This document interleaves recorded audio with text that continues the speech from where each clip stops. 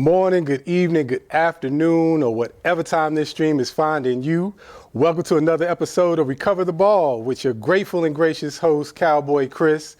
This is the show where we meet at the intersection of healing, hope, and having a good time. We meet the second and fourth Monday of every month. And it's the show where we're going to talk a little bit about the Dallas Cowboys, since that's my favorite squad and the team that I enjoy the most. And we also going to talk recovery. We talk about recovery from illness or loss. We talk about recovery from addiction. And we talk about the granddaddy of them all, recovering your hopes and your dreams and your purpose in life. That's what we like to do here at Recover the Ball. And I'm so glad that you all keep tuning in and giving me that feedback. I'm just having a great time doing this. And so welcome to another episode of Recover the Ball. We're going to hop right into it. But before we hop into it, I want to introduce a young man that's sitting next to me. He's somebody that I enjoy a lot. He's a mentor of mine. We have great conversations, but also we're rivals today. Let me just say that. He's somebody that I can joke with, and we can tease each other and razz each other a whole lot. And I want to introduce my Recover the Ball family to my man, Gabriel. How you doing today, Gabe? I'm doing fine, man. I'm so glad you came on the show with me. And me and you, we're going to get into it in a minute, So I know you prepping for me since, you're part of the rivalry team. And I'm going to explain that to y'all in a minute. But what I first want to do is give you all my updates and takes for the Cowboys. It's the off season now. And this is the time where, since we had to sit on the couch, during the Super Bowl, we had a lot of thinking to do. But one of the things we did do is we finalized our defensive coordinator. We did sign Mike Zimmer. Like I said in the last episode, if you remember, I thought he might be a good selection for us. And just reiterating that, I'm so glad that we did. We got another head coach in the position of defensive coordinator. He's somebody that can come in, especially with this being Dan Quinn's. He's on his last year, so this is a make or break year for Dan Quinn. So I know he needed somebody in that seat that, has some experience. And I don't think we really wanted to get a rookie in there or a new defensive coordinator that don't really understand, the job of a head coach. So I think that was a smart move, number one, for them to get a coordinator like Dan Quinn. I think that was a great move. And he's already had some hires. He's hired his defensive line coach. He's also hired his run coordinating coach for the defense. And he brought back a familiar face, Greg Ellis. Greg Ellis is a defensive end. I believe he holds he's number 3 rank in defensive sacks for the Dallas Cowboys. And I think he's somebody that can come in there and mentor some of these young guys and help them, grow their game. And a lot of the other coaches, they also have a lot of coaching experience in the NFL level as well. So I'm kind of glad they're getting some folks in here. We already been going 12-5 these last few years. So now we'll get somebody to come in there and just maybe fine tune it a bit and, help our defense not just keep getting blown out in the playoffs like we did. That's something we definitely don't want. Another good thing about the hire that I like is Mike Zimmer. He's a disciplinarian. He's someone that commands respect, and he's going to make sure that the guys have that technique. We can kind of get rid of those pre and post snap penalties and get the guys to executing with good technique and fundamentals. And I've been hearing a lot of conversation, folks worried about are they going to we're going to lose some of the takeaways. But my opinion is, if we lose some takeaways, but we can get off the field on 3rd and 4th down, then that's a takeaway in and of itself. So, I'm happy to have Mike Zimmer on board, and he's somebody that commands respect, and I think that's something. And when I was watching the interview, what I really liked about Mike Zimmer's interview is he talked about having a vision for each player, and really looking at them and seeing where they're going to fit inside the game plan and sit down and talk with them before talking to the media saying, yeah, I'm coming in, I'm doing this, I'm doing that. He's like, man, I'm going to sit down with these players, figure out what they can do, what they can't do, knowing what my scheme is, see how we can marry them together and sit them down and say, look, y'all, this is the vision I have for us. I want y'all to come on in here, and this is what it's going to be done. And then he can come and talk with us in the media and say, this is what the game plan is. So I really like that, and also like that he's going to, command that respect and make sure that we're disciplined about what we do.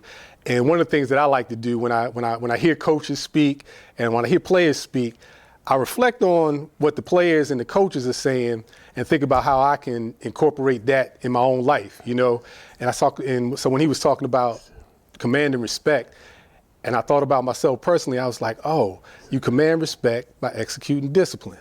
And I said, okay, where in my life am I being disciplined enough so that I have that respect for myself, so that when I'm looking at these Cowboys and they ain't executing, I ain't taking all my emotion out on them and whatnot. So, because a lot of times the things that we're seeing in our team, they're nothing more than a reflection in a mirror of ourselves and whatnot. So anyway, that's my updates and takes for this episode of Recover the Ball. So what I want to do now is, speaking of respect, there's teams that I got to have respect for in the league, and they're our rivalries. You know, I know we have a big rivalry with San Francisco 49ers. We got rivalry with Green Bay. We also have rivalry with the Pittsburgh Steelers. But one of the teams, can't forget the Eagles here lately. They're also a quote-unquote rivalry, even though we've been beating up on them for the most part. Sorry about that, Eagle fans. Sorry, not sorry, as they say. But anyway, I also have what has been the number one rivalry for me, especially growing up here in the DMV, is the Washington Commanders, formerly known as the Redskins. They are a big rivalry of ours, and so I thought it'd be kind of cool to bring in some of these rivalry guests of ours and whatnot, and see if they can break bread with us and have a little fun with us. So with that in mind, I brought in my man Gabe to discuss the rivalry between the Cowboys and the Commanders and get his take on things. How you doing today, Gabe? Man, I'm doing fine, man. I listen to you, but as always, they be sitting on the sideline just like me. I won't be able to see the TV for their big head sitting in front of it. Oh, yeah. Y'all was sitting down first, so, you know, y'all kept the seat warm for us before we got there. It doesn't matter whether you're first or last, but you're still sitting You were down. still sitting there with you? There you go, my brother. Listen, I hear you. Well, you know a little bit about the history of the rivalry between the Cowboys and the Commanders, and about, you know, like how far back it goes. What's your earliest memories of the rivalry My earliest remember when I came here in 1962 was my earliest remember. My earliest remember when we got Vince Lombardi. Okay, all right. Vince Lombardi retired from the Green Bay Packers, and he came here to coach. We were 7-5-2, I think, that year. Wow. That's when they was having ties. Okay. 7-5-2 was that what it was? You know, I can throw this little antidote in to show how the kind of coach that Vince Lombardi was. We had this guy, his last name was Johnson. He jumped offside.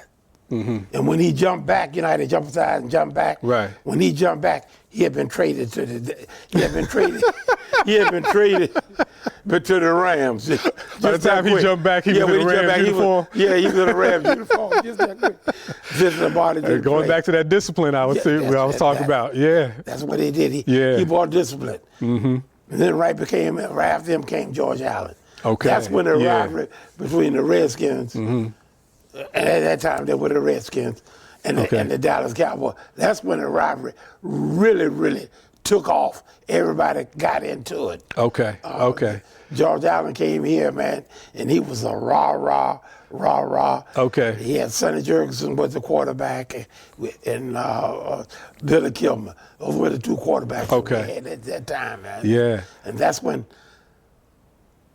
from Lombardi, that's when the winning again continued on. Got you. That's when things really started to kick off. That's interesting. I know there's some blackmail pictures of me. My father, he was a Redskin fan, a big Commander fan and whatnot. And I know I have some pictures around of me in some Commander's gear. If I didn't burn it up already and whatnot, I know there's some floating around. I mean, and it's interesting because I was born in New York. Him and my mom lived in New York. And so when they split and my mom moved down to this area, he sort of started rooting for the Commanders then.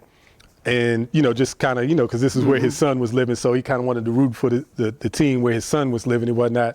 But I wound up, you know, switching over to the Cowboys and whatnot. So, but yeah, I can remember seeing me. He had a motorcycle, and I had this a motorcycle helmet on, and a Redskins. I guess one of those jackets that he used to wear, you know, with the yellow sleeves and the burgundy burgundy.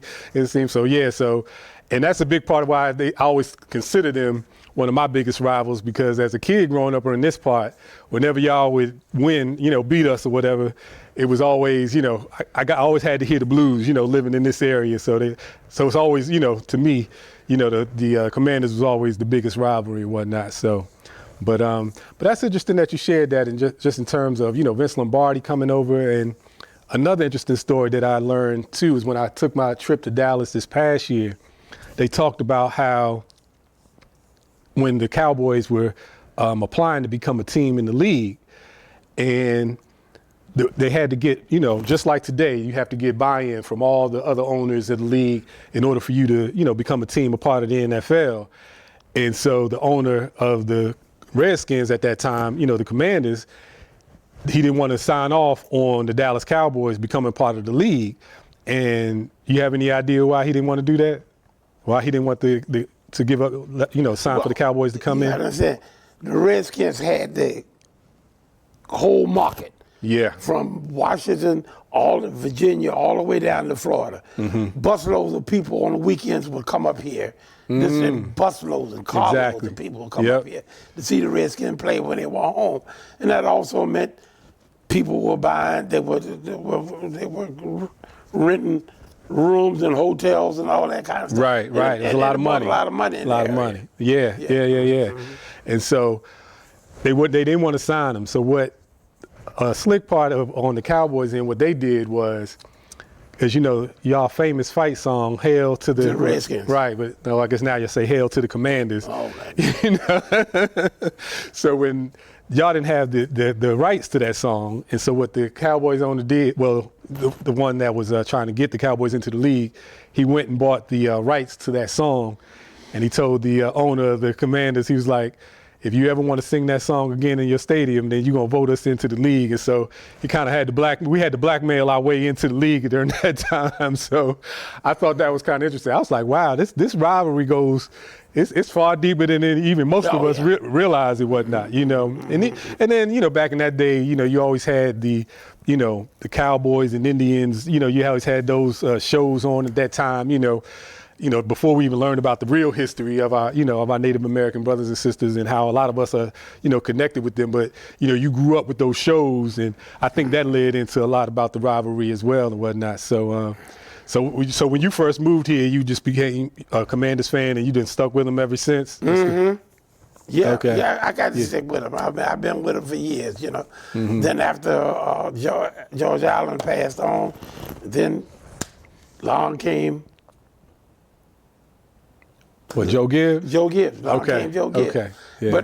But here's the deal. The difference then and today. Okay. What they did was they hired the general manager first. Let the general manager interview the coaches. The coaches. Okay. Right. Okay? Right. So Joe Gibbs was a coach out at the San Diego Chargers. They were in San Diego at that time. Right. He was coaching there. He wasn't the head coach. He was one of the line coaches. Or something like that. Okay. Quarterback coaches. So he was like one of them young coordinators that they talk about today that they want to get your hands on. Right. This was his first head coaching job when he came here. Okay. And when he got here, it really took off, man. It really took off. We had Balls Hog and I remember them days. Yes. John Riggins going to that stadium, and it was like third quarter after the halftime, and then you could hear it, and people would go woo woo. Yeah.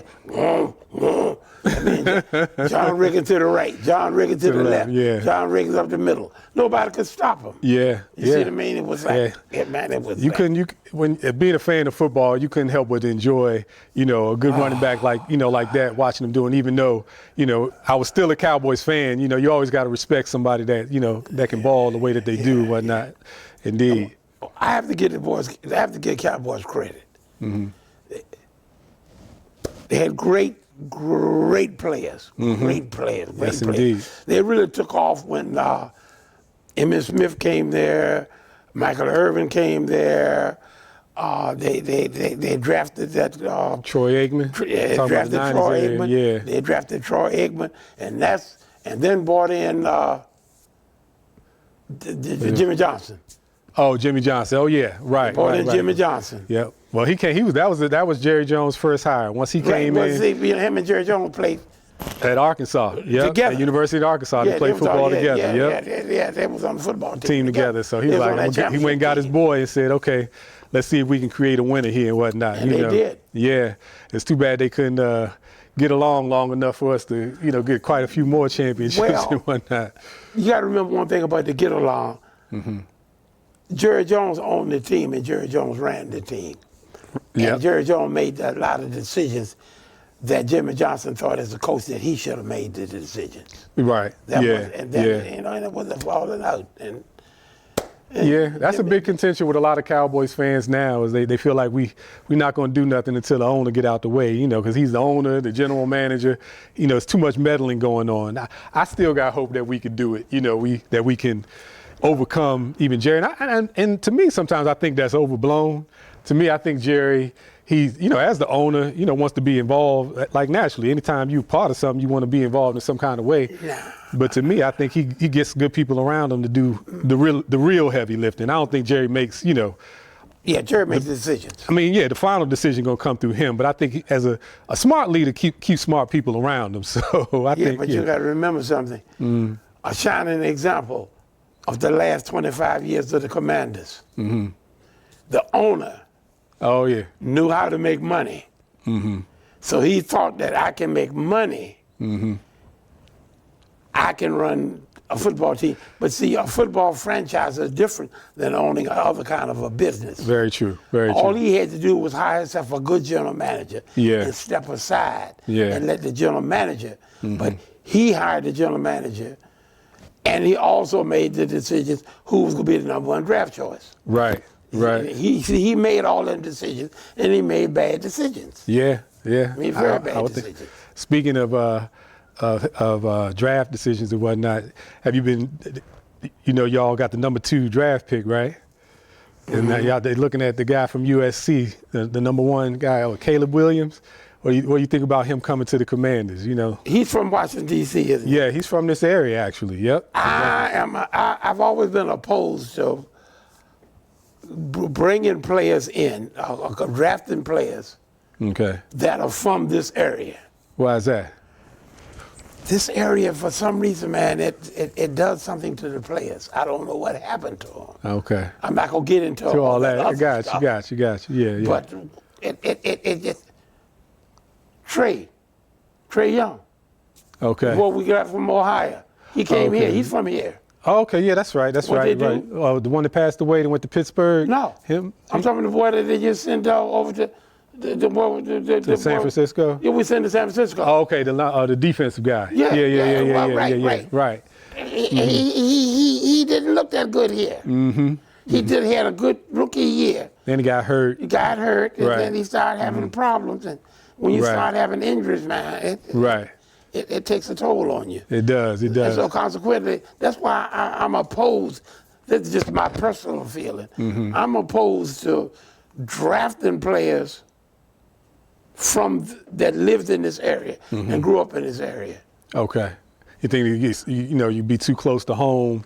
It may sort of affect the way that you can. But now he's supposed to be. They comparing him to Pat Mahomes. Like, I don't know if you want to, turn your nose up at somebody with that type of comparison. You know what I mean? It's like if you got a generational talent, whether he's from your home area or not, you may want to. Yeah. Look under the hood, check the tires a little bit, see if he has the middle game to come home. Yeah, check the oil and kick the tires a little bit. Right. Yeah. Yeah, but see, it's the most important thing about that is who is going to train, who's going to teach this boy and bring him along. Yeah, now we go back to coaching. Yeah. Yeah, that's what I'm talking about. Yeah. Go back to coaching. And y'all done plucked one of our coaches to be your head coach and whatnot. And it sounds like you ain't too happy with that move. No, I wasn't. I was most unhappy of y'all with that getting move. Dan Not Quinn? because he came from Dallas. But okay. It's that I thought that we should have. I thought that we should have moved our offensive coordinator up and let him be the head coach. Yeah. I thought. I thought he was due. Bellamy, is that? No. Yeah, the black coach, right? Yeah. Yeah. I thought he should have been moved up and given a chance. Bieniemy, Eric Eric Bieniemy came from Kansas City. Right. Yeah. Here. Yeah. I'm starting to think he don't interview well or something, because I'm like, it seemed like he gets the chance to. I mean, I know we have a challenge with getting, black coaches, into those positions anyway. But here's the thing. But I got a friend of mine that says, what does that mean when you say he doesn't interview well? Well, the reason I'm saying that, because sometimes you can coach well, but maybe how you present yourself in the interview and what you're saying, you're not able to sell yourself in the right manner in order to have the owner or the people that's hiring you want you as the leader of their team. You know what I mean? So sometimes we can, a lot of people can, like I said, some people can play the game real well, but they're not necessarily good coaches. And then some people maybe can coordinate real well. Like you have a good offensive coordinator, you have a good defensive coordinator, but then when they try to go up to be a head coach, they don't know how to do that too well. You know what I mean? Because sometimes being a head coach, you got to know how to run you're running a business basically. You know what I mean? You're running everything. You're running everything. So you just can't be all about what's up in your head or using maybe the same techniques you use to coordinate in order to run a full organization. So I'm just wondering, I'm trying to figure out what it is. I'm not saying that's what he is or, he wouldn't be a good coach, but this isn't the first time that he's been passed over. So I'm starting to wonder okay, why don't, Well, when you walk in there, all you got to do is say, here's my game plan. Mm-hmm. I need 5 years. Mm-hmm. And within 5 years, I can just about guarantee you'll go to the Super Bowl. And here's how I'm going to do it. Right. Just simplify it. Don't complicate the thing. Yeah. Just go in there and just lay it out with simplicity. That's all you got to do. Yeah. You don't need to go in there and get all this complicated stuff. Yeah. Most owners don't understand all that anyway. That's true. I remember but who I was talking to. But your general manager has a reasonable facsimile of what's going on. Right. So you got to make it simple and whatnot. They talk about that in broadcasting a lot too. You want to talk as if you're talking to, a seventh grader, saying like that's how you get your message across real easy. You want to make sure it's real simple so that, anybody that hears that message can listen to it and understand it and whatnot. So, a friend of mine always said, don't complicate the thing. Indeed. That's all you got to do, don't complicate it. No doubt. No doubt. You know what I mean? And we've seen what has happened here in 25 years. Okay. Yeah. 25 years, man. This man has ran this team, and he ran it because I own it, and I make all the decisions. Okay. Who I'm gonna hire as the general manager, who I'm gonna hire as the coach, who I'm gonna draft, and you can see he's made poor decisions. Yeah. Well, there's 31 other teams every year that's saying the same thing. No, not. I mean, look, this has been going on for 20, 25 years, man. And look at this. Well, who are you talking to? You talk to a Cowboy fan at this point. Yeah, but the Cowboys been doing good. In 25 years, y'all been doing good. Right. But we still got to get over that hump. We still like the big media likes to remind us all the time that it's been 28, 29 years since we had a Super Bowl. 12-5 season every year, man. That is not bad. That's what I say. It's not bad. It's not the greatest. But it's not bad. But at the same time, that's not what you. But when you got the goal is not to go 12-5. The goal is to get the. Yeah, but when you 5-12 every year. You 5-12. That is a difference. That is a bit of a difference in whatnot. A heck of a difference. Yeah. I think that's why a lot of people were rooting for Detroit this year, is to see that franchise just make the shift that they did. That's what I'm talking about. Yeah. Now here's been a doormat for years, and all of a sudden, they went out and they got a coach. The lady that owned the team, she said back, I'm the owner. I got a general manager. Right. Let him talk. He knows football. Let him talk. Yeah. And the man laid out his game plan. Yeah, and they did well this year. They did very well. Yeah, I think they will do well for years to come. I think they can repeat it next year. I think they can be in the running again next year. They would have been in the running a lot further this year if they had ran the ball in the second half. And that comes back to coaching, as we say. If they had ran the ball in the second half, instead of putting the ball in the quarterback's hands, run the ball. Yeah. They couldn't stop them. That's what I thought, too. No, they couldn't beat them. Yeah. Yeah. The 49ers could not stop the run game. They proved that in the first half. I got you. Yeah. So you see a Cleveland Browns, them trying to turn themselves around. It's a lot of teams trying to turn themselves around. A lot of teams have turned themselves around. Yeah. But y'all did the first start by changing ownership. A lot of times that has a lot to do with it. So you got my man Magic Johnson. Magic Johnson only a minority owner. Well, he's still part of the ownership group. He knows how to bring a championship to some cities. So I thought that they could have done. I just thought that they disappointed me. Got you. Well, they disappointed. You got another owner in mind? No, not so much as far as the ownership was. Go ahead. The ownership disappointed me in their hiring. Oh, okay. I thought B-Enemy should have been given. Oh, okay, got you. You didn't like that decision. I think that I think he felt that he was promised the job, but when they changed ownerships, all that went by the wayside. Yeah, all that went by the, that's gone. Well, I tell you, Gabe, I enjoy having you on. Even though you are a Commanders fan, but my dad, like I said, my dad was a Commanders fan, and I admit, a confession. My father, he passed away in the year 2000. And so in honor, in his memory, that next year, I rooted for the Commanders for just that one season. I could only do one season with y'all. I think that was at the Marvin Lewis. It was like right after Steve Spurrier, I want to say. Oh, God. And I rooted for y'all for that 1 year. And watching them games and rooting for them, I was like, Daddy, I see why you was always yelling at the TV. I said, I think I can only do this for 1 year, Pops, but now I got to go back to my Cowboys and whatnot. I can understand that, and I can accept that, man. But I stick with them, man. I mean, they got a lot of their history is bad. Yeah, yep. But Indeed. It's okay. But that's it. You gotta. I think for me, it's a loyalty thing. So I want to be loyal, football. And it's football, right? And so, we always want to, stay true to our team and whatnot, and not, flip flop. I don't like them people, the bandwagon, fans that jump on the, jump on the side of the Super Bowl winner and whatnot. But anyway, man, I want to thank you for joining us. This has been a great segment, and I want everybody to return for our next segment. We got another segment coming up where we're going to talk a little bit recovery, and this has just been a blast with my man Gabe here on Recover the Ball. Always appreciate it. Stay tuned. We'll be back with another segment with Recover the Ball. Stay tuned.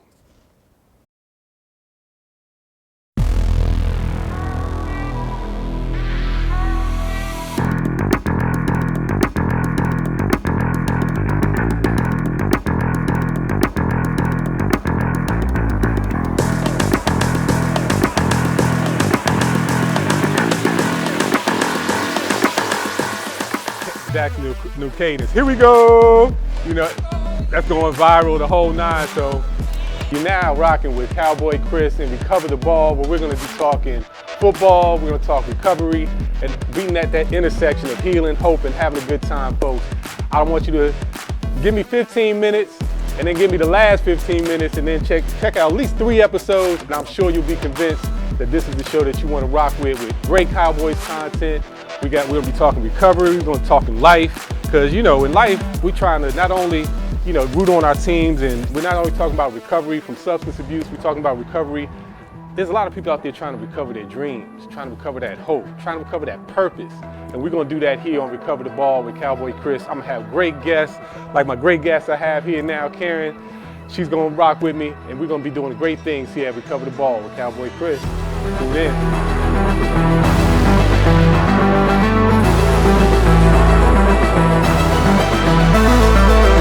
Welcome back to the second segment of Recover the Ball. I am your grateful and gracious host, Cowboy Chris. And in our second segment, as always, we talk recovery, whether we're talking recovery from illness or loss, whether we're talking recovery from addiction, or whether we're talking about recovering your vision, your purpose, and your dreams. That's what we like to do here at Recover the Ball. And my next guest, my recovery star, is a gentleman that's truly a mentor of mine and somebody that I enjoy. He's a friend, he's a mentor, and he has his own show, Lee's Happy Hour, which is also broadcast at Vision and Purpose Media Production Studios. And excuse me about that. But yes, he has his own show, and it was a big inspiration for me developing Recover the Ball with Cowboy Chris. I came to one of his shows, and I was watching him and Karen do their thing, and he talked about that intersection of how they use alcohol and things like that as a lot of advertisement during their segments and during the commercials and things like that. And so when he said that, I was just like, yeah, I never really thought about it like that. It just sounded like a real interesting conversation to me. And so I said, wow, wouldn't it be nice to create, some sober spaces for folks to enjoy the game and to, and to talk trash and still have the same fun that a lot of people are having in the bars and things like that. I said, that's what, sort of put a seed in my mind. And it wasn't too long after that I came up with the concept of recovering the ball. So with all that being said, I'd like to welcome my man Lee Manley to the show. How you doing there? My man, thank you. I really appreciate having you here. And so, let's start out with the first question I always ask my guests when they come on. When you hear the word recovery, what does that word mean to you personally? Like when you just hear the word recovery, what comes to mind for you in your mindset? Well, today I'm thinking it means that I'm changing something, I'm restoring something, I'm recreating something. But let me very quickly get back to your talking about. Yes, I wanted to go there. about Yes. this, what's happening in our professional world. Right. A lot of people, I don't think, really understand, Chris, but there could be no professional sports in America without the consumption of alcohol. No professional sports in America. I'm not sure about the rest of the world, but I know here in America, if you wouldn't let people drink, then you'd have to ask yourself, well, who's going to go to the game? Look at the commercials and the money that they bring in. Right. And then if you ever attend a live event, you get to see for yourself. I think your earlier guest told me he was at an event and saw a guy break $100 bill from just drinking it all up. Yeah. And you multiply that by 40, 50,000 people, you get some idea of the commercial, not just the consumption, Right. but how they create it in such a way that it makes it look appealing, makes it look exciting, makes it look enjoyable. Right. They got this new commercial where everybody's, I can't think how it goes at the moment. Sweet Caroline, bum, bum, bum. Yeah. They don't talk about the drunk driving, and they don't talk about the DUIs, they don't talk about the car accidents. But that's what happens in this country, how they keep creating all of the different models and ways that people should consume alcohol, but there's very little, if any, talk about the other side. Okay. So I've got some experience on both sides. I've been blessed enough to have lived on both sides. So this idea of recovery, the way that it was presented to me, that I've been able to maintain and hold on to it. The gentleman told me, he said, son, I've been over there, and now I'm over here, and I like over here better. That's interesting. So with that in mind, have you still been able to, or when were you able to maybe enjoy the things that you maybe once previously did? Because I know I'm thinking like for myself, football was a big, intertwined into my life. But like you said, most of the time when I was watching it, I was, at the bar or at a family function where those things, where alcohol was always around. When did you find for yourself that you were able, or do you find yourself able to enjoy those things, being on this other side, as you said? Oh, absolutely. So what's interesting, again, that a lot of people don't know, or I think maybe don't understand, is most people that drink have no problem with it at all. It's a very small percentage of people in general, and I think that's really what the commercials are trying to let people see, is that drinking regardless of that it being expensive, but drinking is a real pleasurable kind of interaction, kind of behavior, because most people don't have a problem with it. And for me Social personally- lubricant, as they called it, like the social lubricant. Yeah. Conviviality, one of them big Yes, words. yeah. You know, having a nice time, hanging out, Super Bowl party, or Mr. Super Bowl party. Did y'all get that, Mr. Super Bowl party? Right. But the don't, idea, don't hate, congratulate. the idea is making the transition as to when I recognized that I was enjoying not drinking versus drinking, and I don't know, I have no clear recollection of whether that was a few days, few weeks, few months. But what I do know is when I realized it, then I realized that the game it's enjoyable. Yeah. The company is pleasurable. The food tastes better. Everything changed.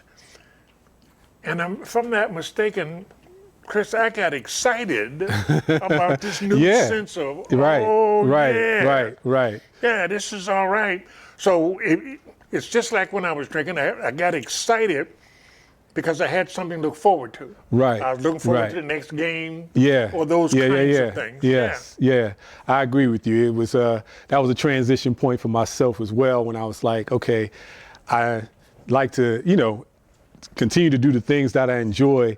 Early on it was kind of hard because sometimes, it'd be a trigger. I know when I grew up, I was, whether it was playing cards, I didn't want to go play spades or play cards and whatnot, because it triggered me back into those, low self-esteem, those thoughts that I had as a young man, and where alcohol and those things were around. And so, I didn't want to be around things that I thought would just like instantly trigger me to be like, okay, not that I felt like I was going to drink, but I just didn't want to feel those emotions. Because that's where it starts at. It's feeling that uncomfortability inside. And then all of a sudden say, okay, I know I didn't want to feel uncomfortable. And before it was, to get rid of that uncomfortable feeling, I would go take a drink. But since I wasn't doing that anymore, it was just like, okay, where can I go? How can I enjoy these things without, having that uncomfortability? But as I, stayed on my journey of recovery and just not doing it anymore, it became, as time has gone on, it became easier. And then I was like, oh, I find myself, like you say, in those places and being excited again, and just to like say, hey, I'm here, I'm having a good time. And I'm not even thinking about drinking, and really looking at the game for the art that it is, and, have a good time in that way and whatnot. Well, here is an interesting piece in terms of how do you make the transition. I didn't make the transition by myself. I was fortunate enough to have been introduced to some people. And as I met them and watched them and listened to them, it was very clear to me the difference in how they are versus how they were. So now I'm watching people and I'm listening to people, and they're talking about enjoying themselves, and they're having different opinions, and they're cheering and having intense conversations, not argument, but intense points of view of teams you like and things you like. Right. But it never got ugly. Yeah. So yeah. The point is, it was me making the transition not just from not drinking, but from who I started to keep company with. And that was that's been the key for me from the very beginning. Who you're hanging with, who you're listening to, who you're watching. And I started to hang with different people. Okay. I started to watch different people. Right. Started to listen to different people.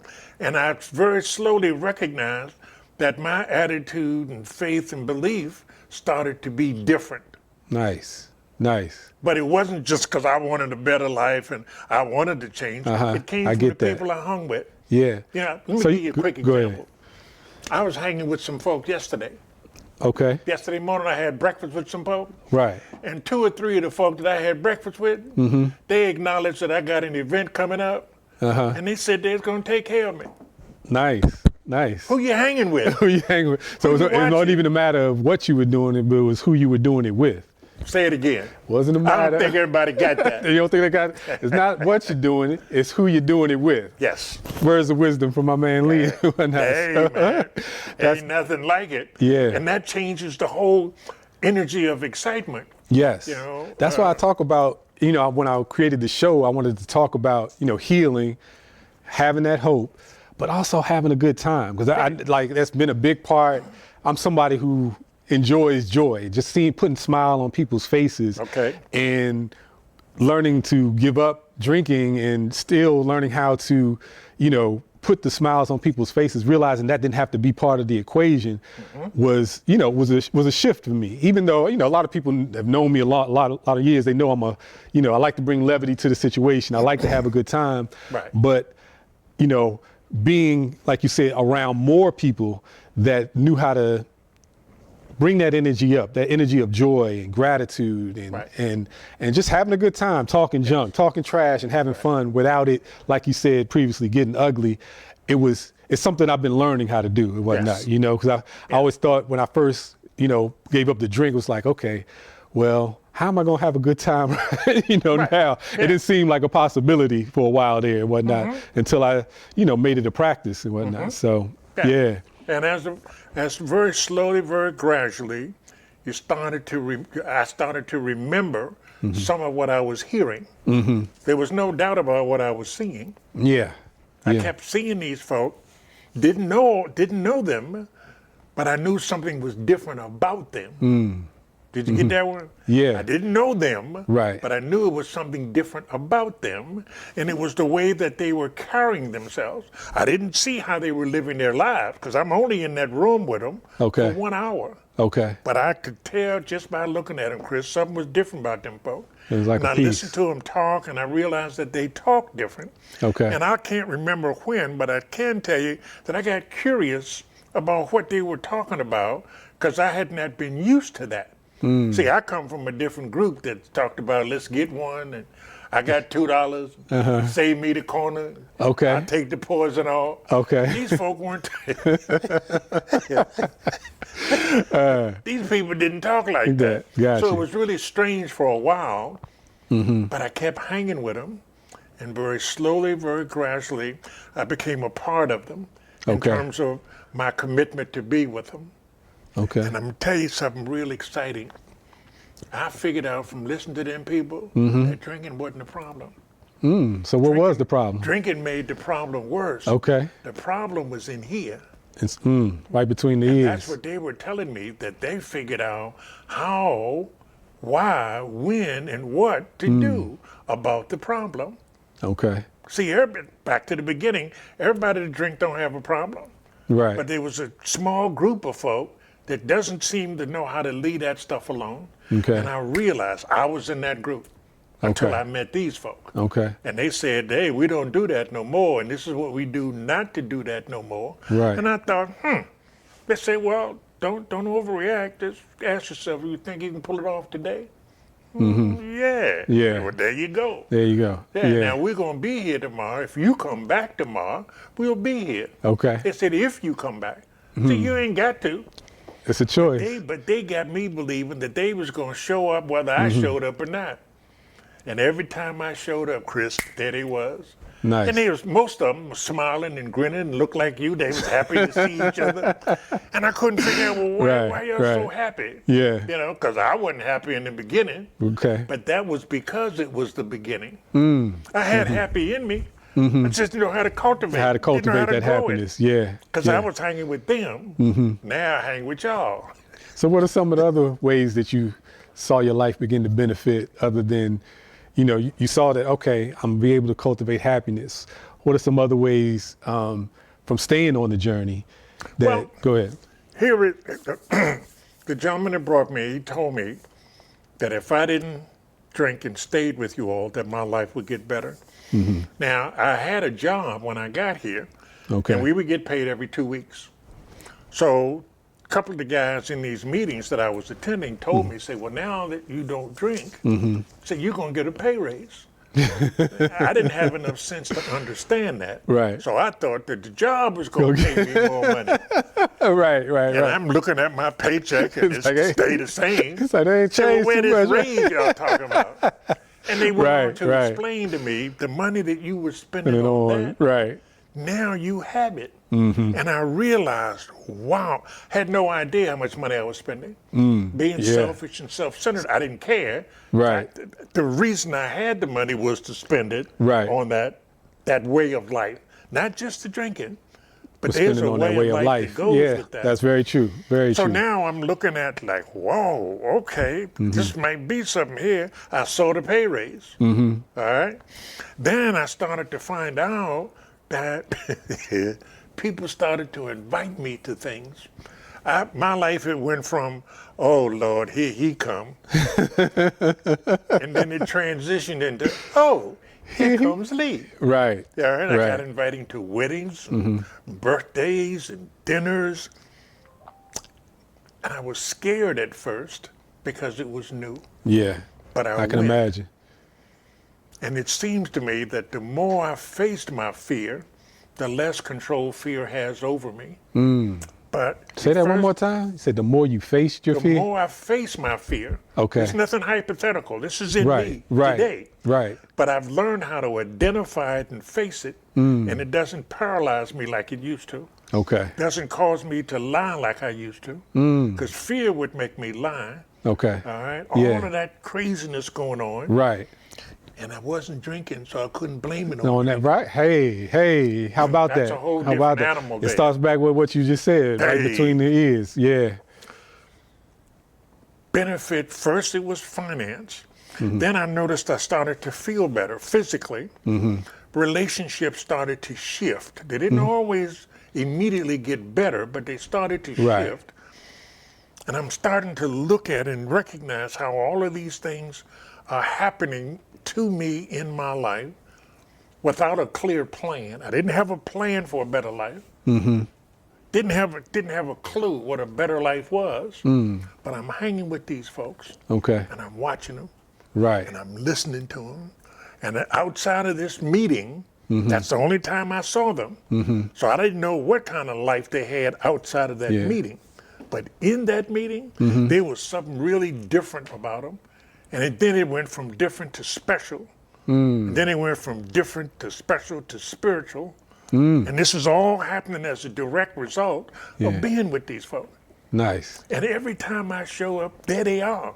I ain't got to wonder or worry, is it the weather? Is it snowing? Without fail. Is it raining? Like the postman, rain, Yeah. sleet, Yeah, snow, the- right? Yeah. they keep They're showing, showing up. And that's the kind of thing that kind of reinforced for me my level of commitment to not only they were gracious enough to let me join them, but they've been kind and patient to nurture me along the way. Nice. And that's the exciting part about going, because I know they're going to be there. You know what I'm thinking about is, because you said, facing that fear, and the biggest relationship, it seemed to me, that you improve is the relationship you have with yourself.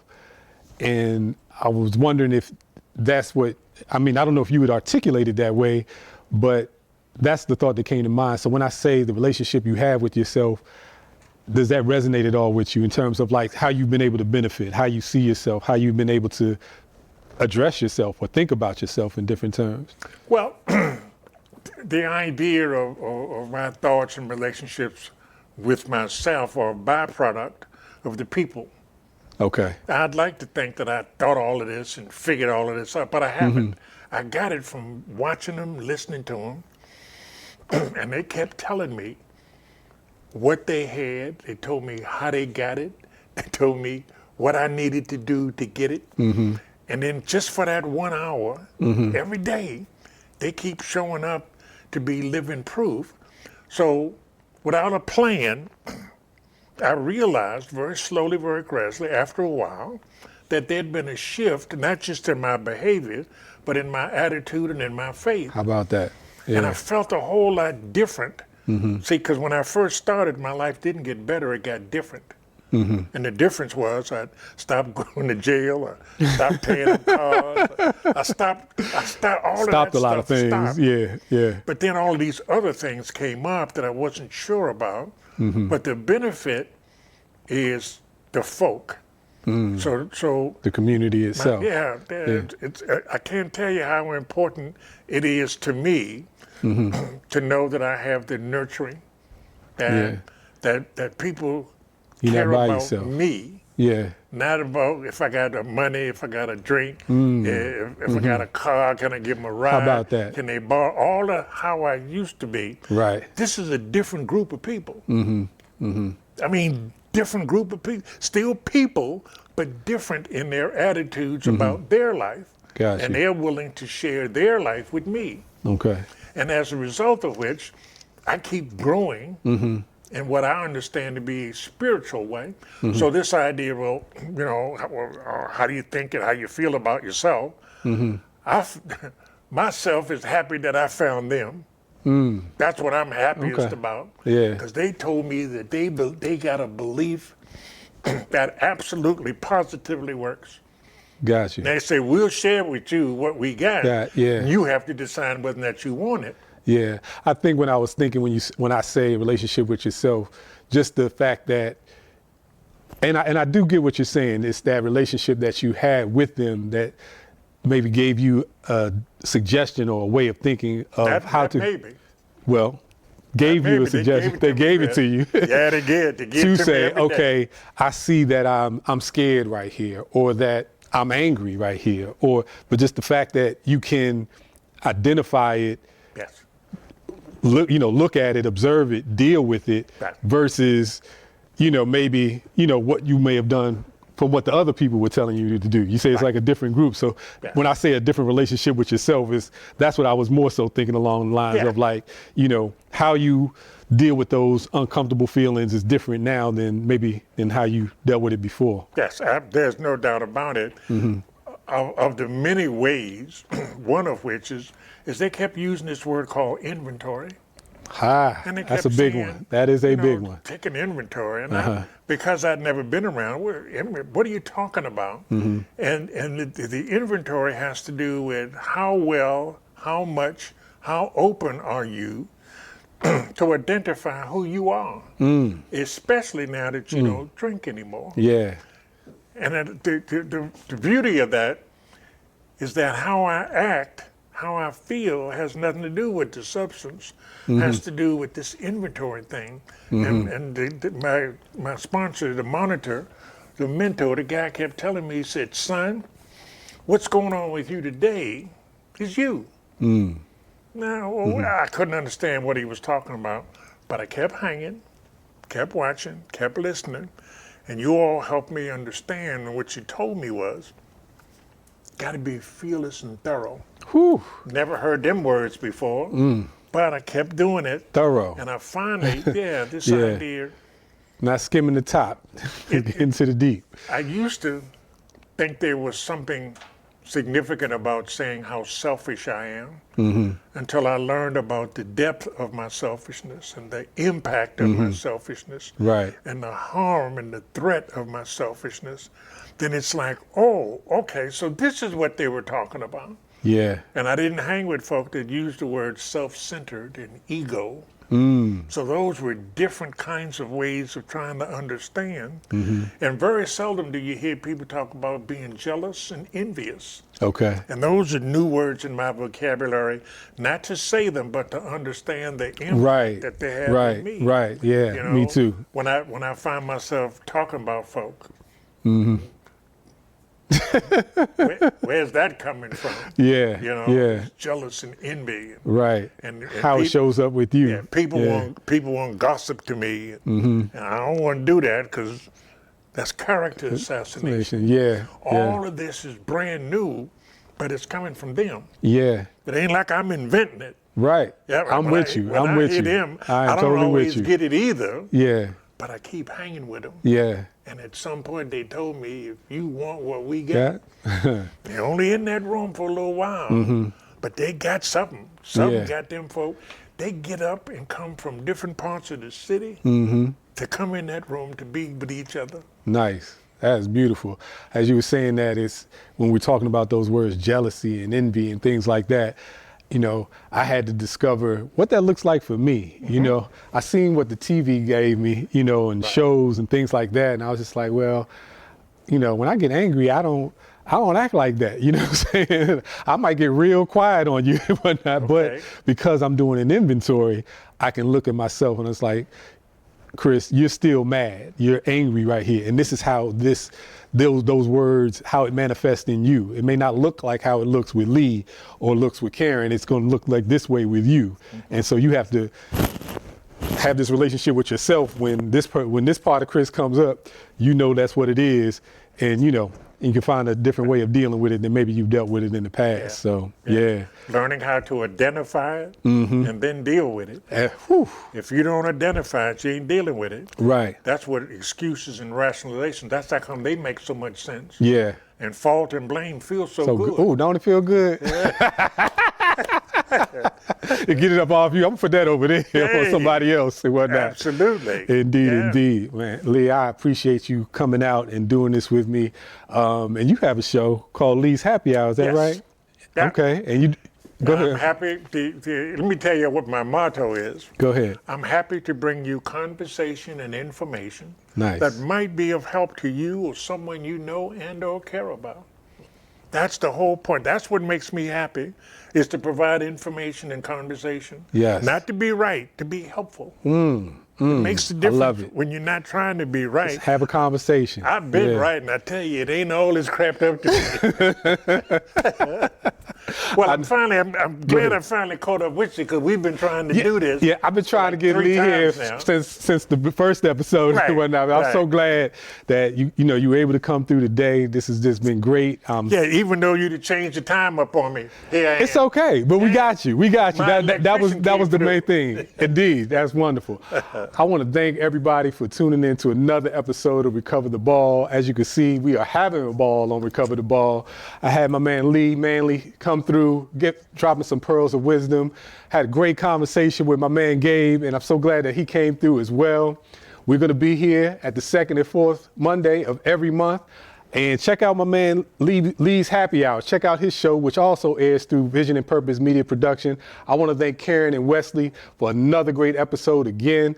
We've had a ball, and stay tuned. I'm going to catch you on those social media platforms otherwise. So keep staying tuned to Recover the Ball with Cowboy Chris. Peace.